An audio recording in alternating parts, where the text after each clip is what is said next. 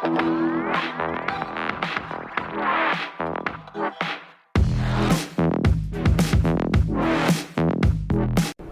y'all, what's going on? Glad to see you back. Today I've got a video of, remember Audis and his girlfriend and Cookie Crumble, where they went in with a bat and assaulted the owner of the business? Well, she's been convicted and she's in jail, and her hubby was on the run there, and they finally caught him, I guess, a couple of days ago. But this is day 4 of her trial. I've never seen it before. It's from January of 2023. This is the last part of a 4-part series of her trial. I only did the last part. Anyway, let's check it out. All rise. The Circuit Court of the State of Oregon for Lane County is now in session. The Honorable Stephen Morgan presiding. Please be seated. All right, good morning. Welcome back. Should have a set of jury instructions in front of you.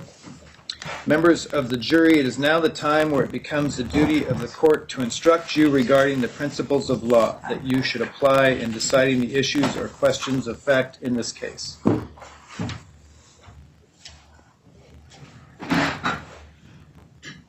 The parties want some instructions, Your Honor. All right, well, let's get them copies of instructions. Most of this is pretty boring, just courtroom stuff, getting started and everything. I'm going to skip ahead to where some stuff actually starts happening, where they both testify, and we'll go from there. Members of the jury, it is now the time where it becomes the duty of the court to instruct you regarding the principles of law that you should apply in deciding the issues or questions of fact in this case. Each of you has been handed a copy of these instructions so that you can follow along. Please do not read ahead. When you return to the jury room, please review the preliminary instructions I provided to you in the beginning of the case. These jury instructions and the preliminary instructions are for your use. As you use them, do not place undue emphasis on any particular instruction, but rather view the instructions as a whole. All right, I left a little bit of the jury instruction in there because, yeah, why not? Anyway, I'm going to move ahead some more. And that burden has been met either way, and I'll break that down in just a second. So when you look at the elements of burglary, number 1 is that the act occurred on or about November 3rd, 2021. That's been proved beyond a reasonable doubt. The second element is that Ms. Hall remained unlawfully in or on the premises, or on or in the premises located at 980 Oak Street, Eugene. We heard testimony that Crumb Together is 980 Oak Street, Eugene. It's a building, it's a business where Mr. owns and has owned for 11 years. That's 980 Oak Street, Eugene. It's clearly a building. So that element has the words remained unlawfully. So Ms. Hall, we know, beyond a reasonable doubt, remained unlawfully in Crumb Together. She and Mr. Collin enter the store. That's open for business, right? They enter the store without masks on. Mr. almost immediately asks them to leave, or informs them they need to put masks on. And when they don't, when they start citing statutes to her, Ms. Strip is trying to enforce the mask mandate. She's asking them to leave the business. It's her business. When she asks them to leave politely, she says, "Please leave my store." I think are her exact words. When Ms. Hall and Mr. Collin as well, when they don't leave, they are remaining unlawfully. The defense lawyer and the other lawyer put on a little bit of what's going on here, and then I'm going to skip right ahead to where this girlfriend of Audis starts testifying. I'm going to ask you for just a minute to put yourself in my position. Me trying to defend. Sustained. The jurors are not to put themselves in Ms. Hall's position. I'm sitting here defending myself in a court of law by myself against these guys, this guy who hasn't told the truth the whole time. Objection, Your Honor. Sustained. As you might guess, it's extremely overwhelming, frustrating, and eye-opening to be sure. Quite honestly, it seems to me, and maybe you as well, that the court is more interested in following procedure to get the whole than getting to the whole truth. And I believe the way this trial is conducted makes that quite obvious. As soon as she starts testifying, it's pretty obvious what direction she's going to take. She's representing herself, by the way. Her boyfriend took off. He was on the run from the cops until a day or two ago when they finally caught up with him and arrested him on a bench warrant for not showing up to his trial. And he's still active on YouTube, right up until they picked him up the other day. It's unbelievable. Anyway, she's going to go down the rabbit hole here, and don't worry, we have the verdict in the end. The only evidence, video evidence they had was video that I provided, which Rapchi stated under oath that no one has ever allegedly committed a crime and came up to him with the evidence of the crime and the item that they've stolen and asked them, can you please arrest me? We waited around for about an hour for them to determine how they were going to handle the situation. We're very cooperative, have been cooperative this whole entire time, even though this is an unlawful administration of justice. Objection. Overruled. When my friend Scott the other day took the stand, he was swore to tell the truth, the whole truth, and nothing but the truth. And he wasn't allowed to do that. And neither was my friend Mindy Stone. They weren't allowed to do it. I was very limited to ask them how they could respond.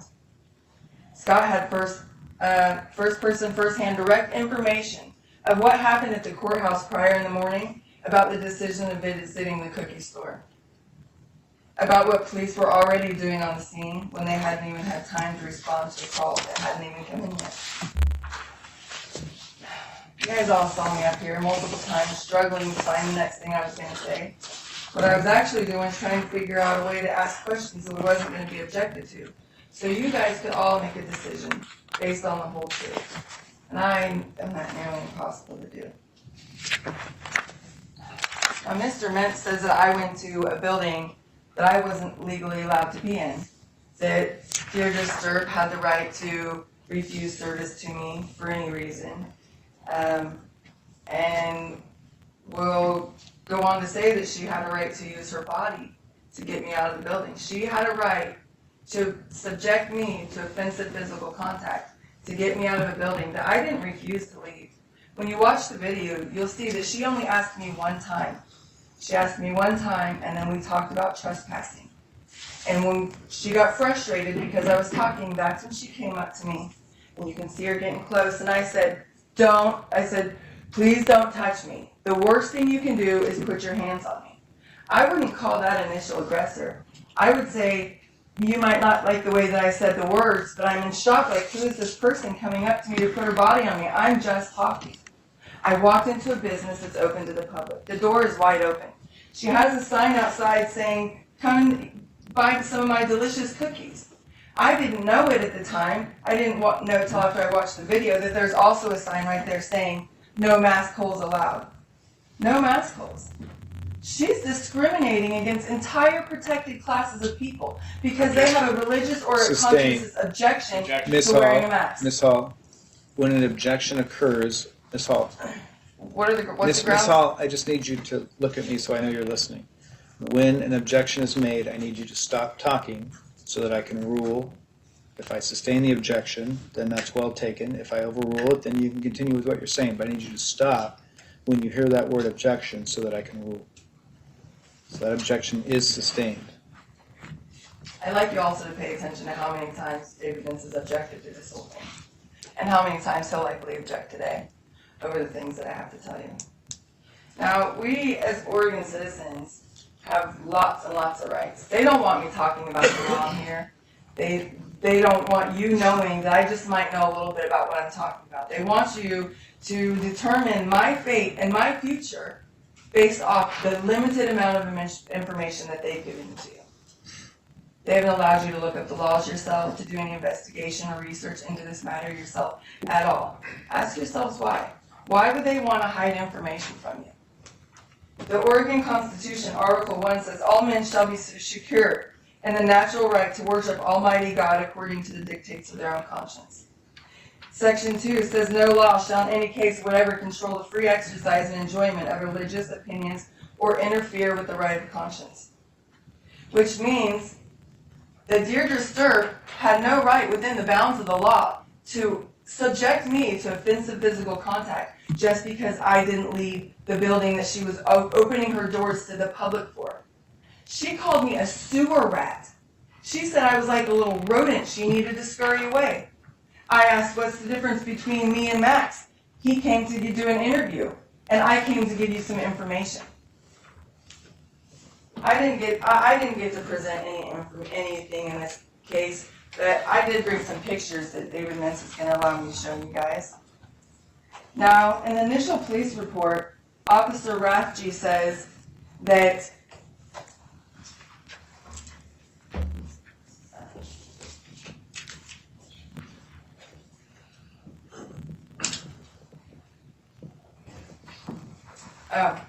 he says that we go in to speak to the owner.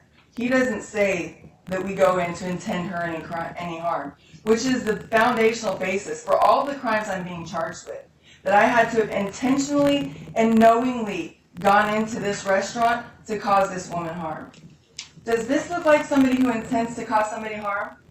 Do these flyers that tell my phone number, my email address, that says, who are we? Two people, regular folks, tired of the tyranny. Tyranny that these guys are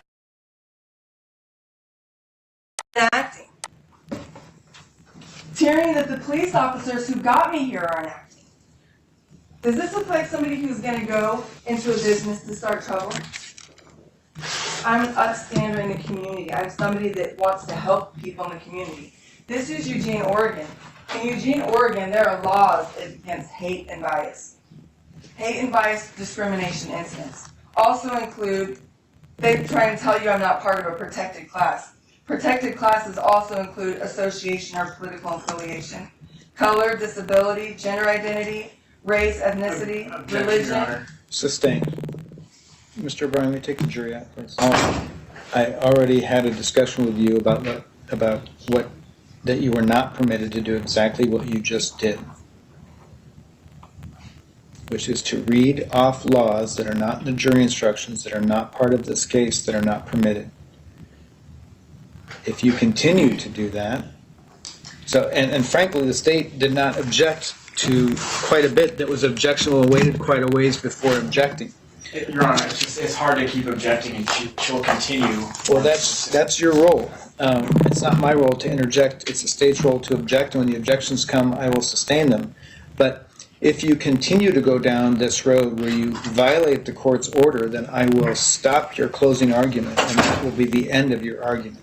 So, and on top of that, I took the jury out so we could have this discussion outside the presence of the jury, because frankly, these types of discussions risk prejudice to you in front of a jury. Well, sounds like somebody getting an ass chewing for spouting off all kinds of nonsense in front of the jury. I guess that's not allowed, but, you know, they live in their own little world, so what are you going to do? But I'm not going to continue to keep taking the jury out if you continue to violate the court's order. So there are two parts that I just covered. When you violate the court's order and an objection is made, the court will sustain it if it's sustainable, and if you do what you just did, then that's a sustainable objection. I will admonish you in front of the jury, and then if you continue with that, I will stop your closing argument, and that'll be the end of your argument. Are you clear on those parameters and the consequences of you violating the court's order? Your Honor, I do understand this, yes, I'm clear on this, but I wasn't reading a law. I was reading publicly available information. It is it's not on the Eugene website. It's not in evidence, and it's not part of the jury instructions. It's not even something you requested to be part of the jury instructions. So that is your parameters. The evidence that has been submitted into this trial and the jury instructions where the court has ruled on the law, and those are your parameters. I've been very clear on that. Okay, so let me ask you this. So the jury instructions for the mask mandate, and the provisions within, like the cited authorities. Am I allowed to go over those? I don't understand your statement. There was an OAR that was admitted into evidence without objection. That's in evidence. That can be discussed.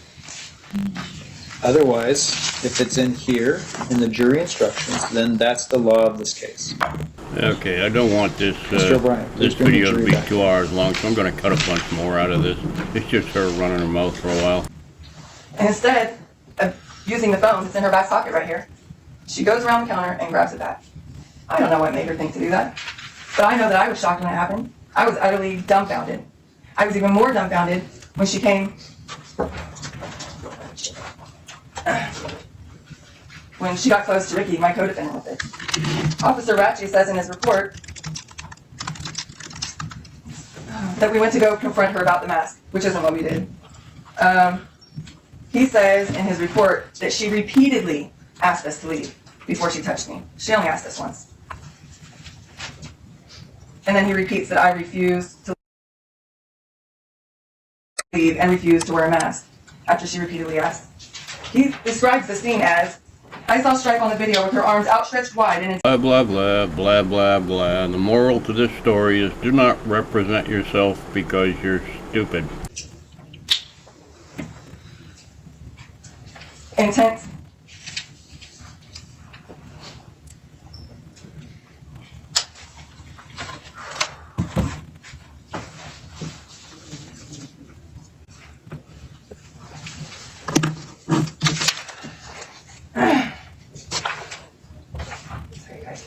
David, I testified on the stand, and in my testimony, afterwards, David brought up my criminal history. Brought up the fact that I've been to prison, and that I've been... The improper argument. Well, it's facts not in evidence for one. And improper argument. So, objection sustained as a facts not in evidence at this point. I haven't heard where the argument's going, but... My point is, David brought up something that I did back in 2015. But David won't tell you what I've been doing since Ms. Hall, 2015. I've instructed you to refer to Mr. Mintz as Mr. Mintz, to refer to the parties in this case by their last name according to trial court rules. I would ask you follow that rule. Apologies.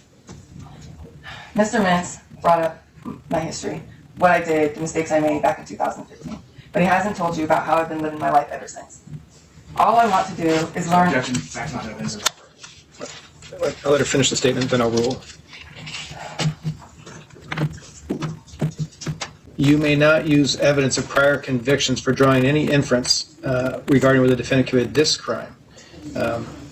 It specifically says that you may consider this conviction only on its bearing, if any, on the credibility of the defendant. So that is the only purpose that the evidence regarding prior convictions is for. So the objection is regarding your arguments, including facts that aren't in evidence, about anything that happened to you because of the convictions or anything about how your argument bounced back. That's not what this case is about. It's not in evidence. It's not appropriate argument. That's what was sustained.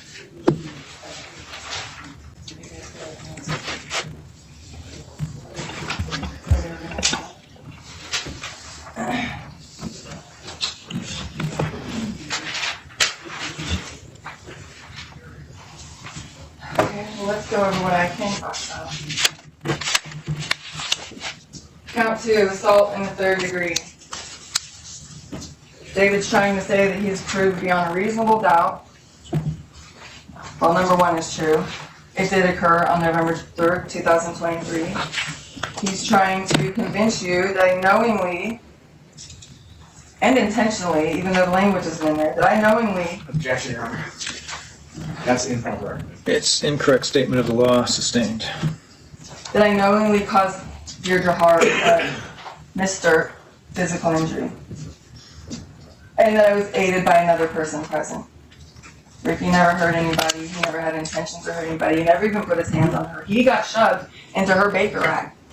Because as she's coming at me with the bat, I grabbed the bat from her, and that's when we started wrestling. We wrestled over the bat, and he got shoved into her baker rack. She had hit him. Well, I'm about sick of listening to her talk, so how about we jump ahead to the verdict? The other lady does testify that she assaulted, but we're going to skip right through that because this thing is 2.5 hours long and I'm not going to have it. So anyway, let's jump ahead to the verdict. All rise. Circuit Court of the State of Oregon for Lane County is now in session. The Audis State of Oregon presiding. Please be seated. All right. Here on the record in 21 CR 53964, State of Oregon versus Amy Verlee Hall. This is, I'm told that we have a verdict in this case. Just a word, I guess, to the gallery that when the jury comes in, there's to be no responses, and the verdict is read, there is to be no responses or reactions. Anything otherwise would be inappropriate. The court would have to deal with that. So, any matters for the court before we get started? There are. All right. Then, Mr. O'Brien, please bring the jury in.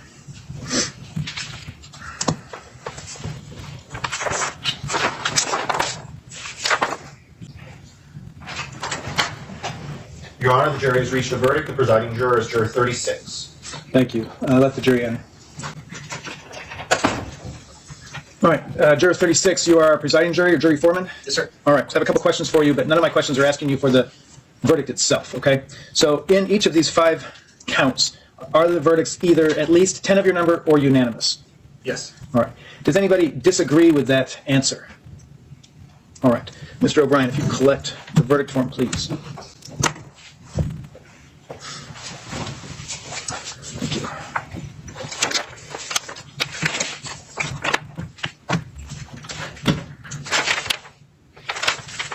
All right, so Juror 36, without, I want to get into this too much, but I see that in at least one of these counts there is no answer on here either way, and so I can't receive this until there's an answer either way. Is that because you don't have a verdict of at least 10 of your number or unanimous verdict? If you'll forgive me, I wrote on my pad of paper, and then when I moved everything to that sheet, I must have missed one. All right, so you do have verdicts on all counts? Correct. And I can adjust that if you like. All right. Do you feel like you need to go back to the room to make sure it's done correctly? Everybody agrees, or do you feel like you can complete it right I here? can complete it here. All right. So did you complete both of those? Yes, sir. All right.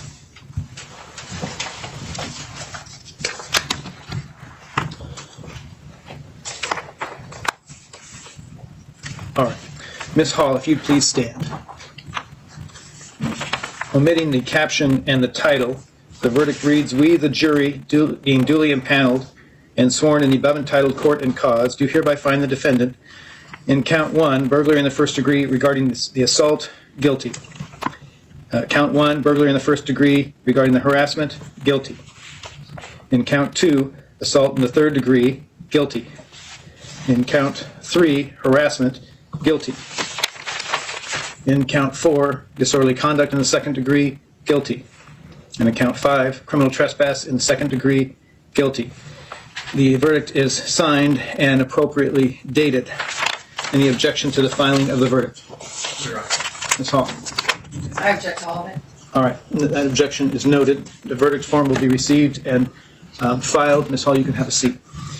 So she was convicted on all counts, went to jail. They sentenced her later. I don't know what that is.